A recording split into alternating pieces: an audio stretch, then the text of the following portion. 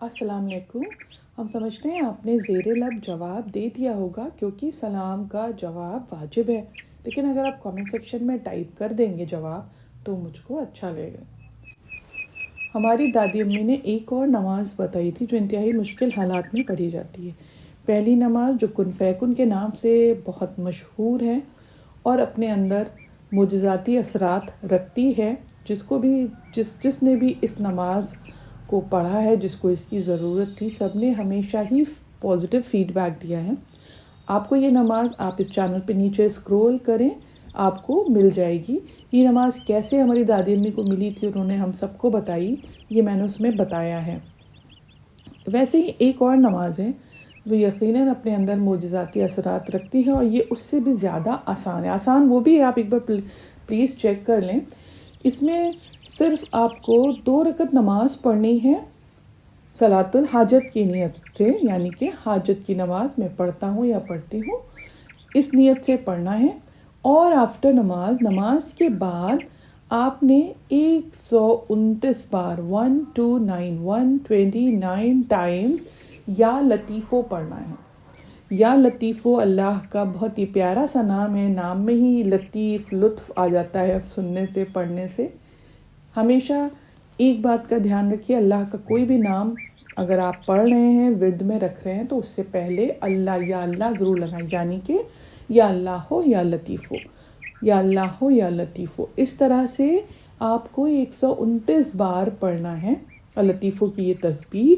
नमाज किसी भी टाइम पढ़ सकते हैं, ज़ाहिर है किसी भी वक्त इंसान को ज़रूरत पड़ सकती है, मुश्किल हो सकती है, कोई भी हाजत आ सकती है, तो नमाज का कोई भी टाइम नहीं है।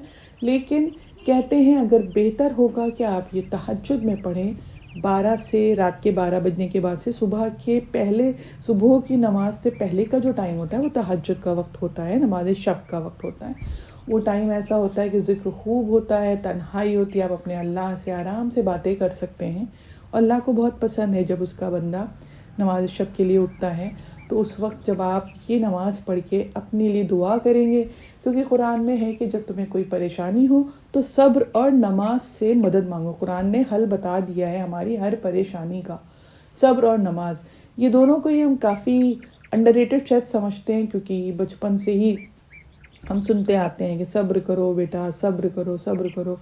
तो अगेन जो चीज़ें हम ऐसे सुनते आते हैं, अक्सर हमें उनकी जो डेप्थ होता है, जो गहराई होती है, वो समझ नहीं पाते। जैसे कि थैंक यू का था, शुक्रिया का था, ग्रैटिट्यूड के कितने ज़्यादा इम्पोर्टेंस है, कितना शुक्र अदा करने का सवाब है और शुक्र अदा करने से क्या क्या हमें हासिल होता है, इसके ऊपर भी वीडियो हो चुका है। आप प्लीज़ नीचे स्क्रॉल करके ज़रूर देखें कि शीशा देखते वक्त कैसे अल्लाह को शुक्र अदा करना है। और इसके अलावा घर में अगर ख़वातीन जो आटा गूंदती हैं, वो जब आटा गूंद रही हों तो क्या ज़िक्र पढ़ें और कैसे अल्लाह को शुक्राना पेश करें, इस पर भी वीडियो है, तो प्लीज़ उसको जाके देखिए।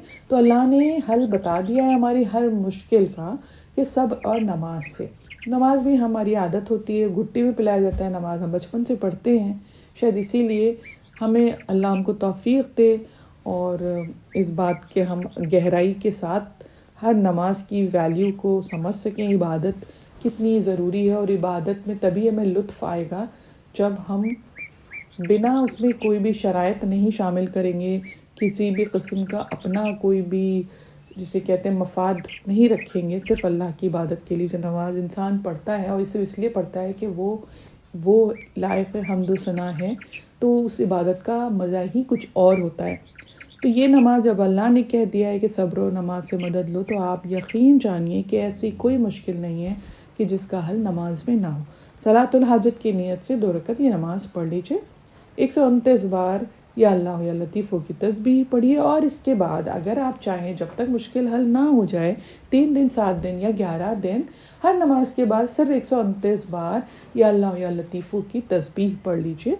तो इंशाअल्लाह बहुत जल्द जो भी मुश्किल होगी वो ज़रूर हल होगी। यकीन के साथ पढ़िए, ये सोच के पढ़िए कि आपका वो मसला हल हो गया है, क्योंकि अब आपने अल्लाह के हुजूर में अपनी परेशानी डाल दी है और उसके हुजूर फरियाद की है। तो अब आपके दिल में ये यकीन भी उतर जाना चाहिए कि अब ये मसला आपका नहीं रहा, ये हल हो रहा है या हो गया है।